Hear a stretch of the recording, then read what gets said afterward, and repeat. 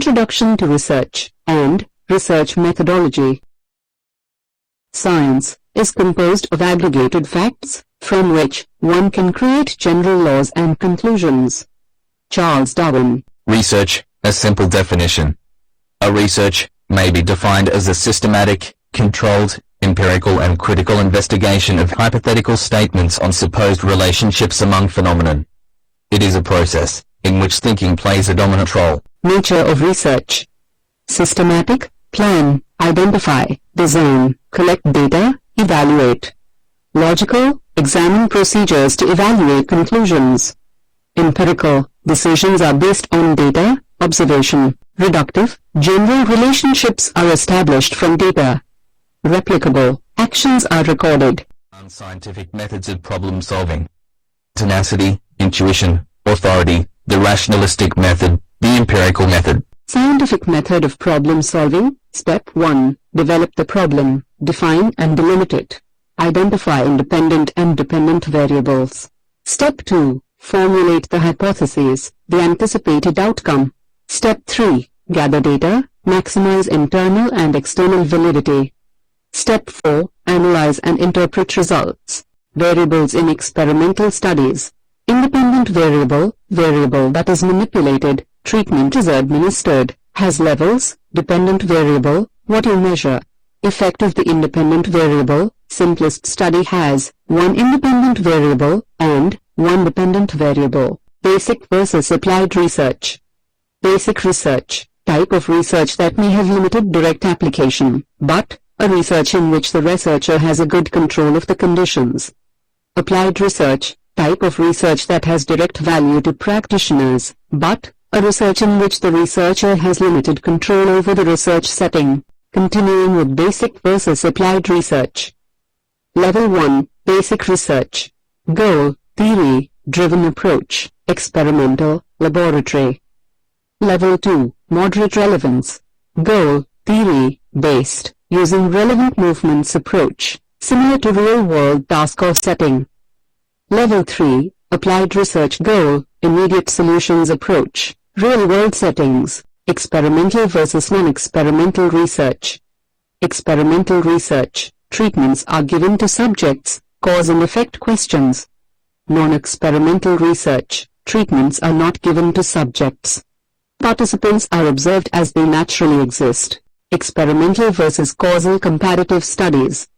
Researchers may not be able to conduct experimental research due to ethical or legal concerns, etc. Examples: physical activity and heart disease, anabolic androgenic steroids and liver cancer. Community and voting preference, steps in causal, comparative, ex post facto studies. Observe and describe some current condition. Look to the past to determine causes. Types of non-experimental research. Causal comparative survey, poll. Sample versus census case study. Longitudinal, correlational, historical, quantitative versus qualitative research. Quantitative, data are gathered such that they can be quantified and subjected to statistical analysis.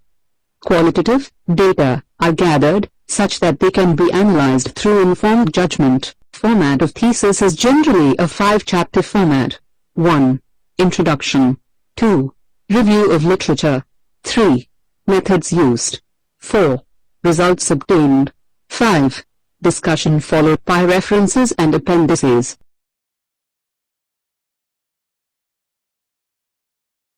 Characteristic features of research are: systematic solving of scientific problems, use of scientific methods, a system of interconnecting steps and phases. Phases of research process. 1. Phase of conception. 2. Phase of elaboration of research plan. 3. Empirical phase. 4. Analytical phase. 5.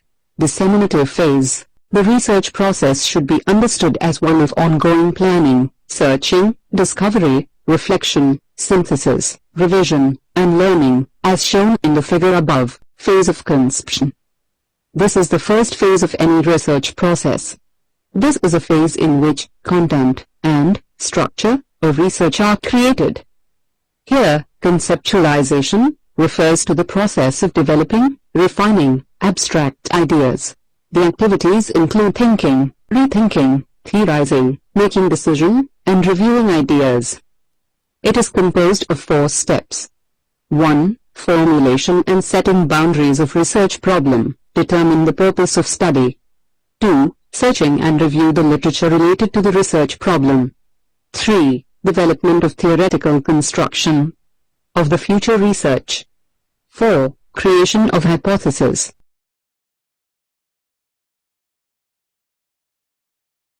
Who is able to formulate scientific problem? A person who has acquired a high quality of knowledge. A creative person able to think, with good memory, with large and deep cultural knowledge, and with ability to persist in research work despite of serious problems, obstacles. Persons with non-conventional thinking. Person able to doubt on recently validated theories, informations. Person with appropriate dose of curiosity. Person able to resist to fashionable hypotheses and theories. Person possessing excellent memory and emotional intelligence. How the research problem is formulated. Accidental observation of phenomenon which we are not able to explain is led to curiosity. This results in formulation of questions, why and how the phenomenon originated. A lot of uncertainties, inbuilt, small amount of certainties, fairly obvious.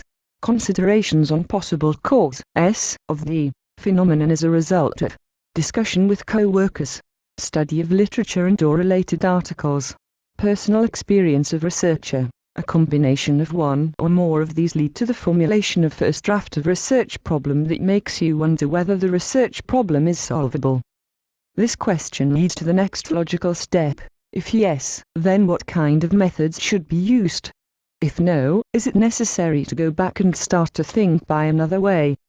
Second step, looking for informations related to research problem in literature. The aim of this step, to find the past and current informations related to the research problem. This would certainly help to find the answers to following questions. Did anybody formulate the same research problem, as it is ours, in the past? Did anybody solve the same or a similar problem in the past? If a solution is found, will it be fruitful, and if so, how?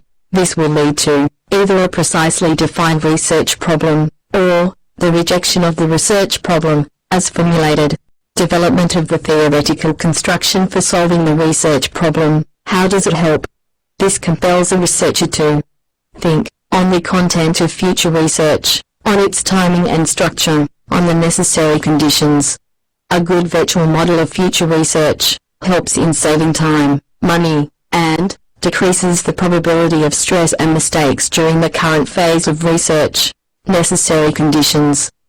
The research problem is clearly defined, the technical and personal conditions are satisfactorily met. The social, legal and ethical views are known. The main aims are defined. This goes a long way in arriving at a clear framework for solving the research problem. Formulation of hypothesis is the key to a research process as it leads to a well thought out and focused research question. Creation of rational assumptions on the possible causes of the observed phenomenon. Creation of related questions focused on the essence of the research problem that has been identified. Characteristics of good hypothesis. Gives insight into research questions. Is testable and measured by the proposed research. Springs logically from the experience of the phenomenon. Applied science aims at finding an explanation for why the facts are as they are. Such an explanation is otherwise known as a hypothesis. A good hypothesis has built-in checks and balances. 1. It should provide an adequate explanation of the observed facts. 2. If 2 or more hypotheses meet this standard, the simpler one is preferred. 3. It should be able to predict new facts. 4. One of the most exciting events in science is to predict the results of an experiment not yet performed and check if the hypothesis is valid and then to perform the experiment. The hypothesis that is sought to be rejected by performing the experiment is called the null hypothesis. Phase of elaboration of proposal and research plan. It is a general plan of research.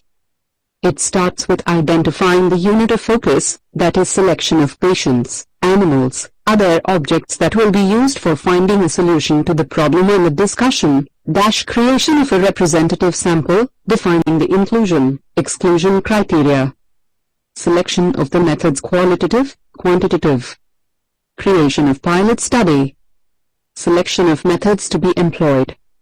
Selection of research technology. Development of protocol of research. To define the schedule of research. To define the control methods, to check and control if the research procedures are correct or not. To define the statistical methods used for valuation of the obtained results.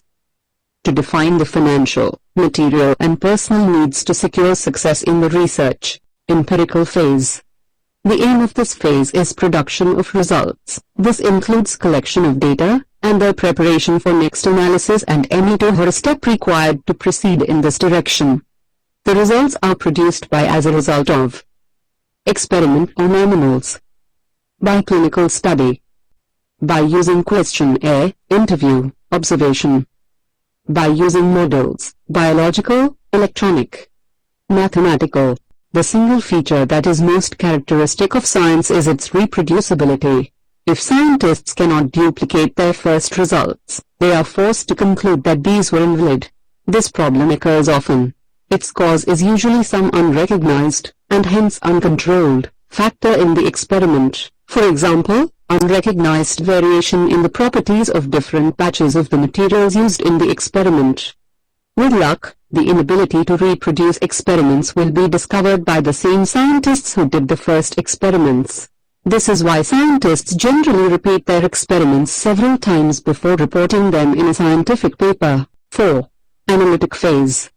The content of this phase is quantitative analysis of the data, qualitative analysis of the data, interpretation of the results.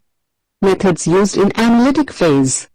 Correlation, looking for relationships among the two or more values. Comparison, comparison of the result obtained in our research with similar research done by other researchers. Disseminative phase.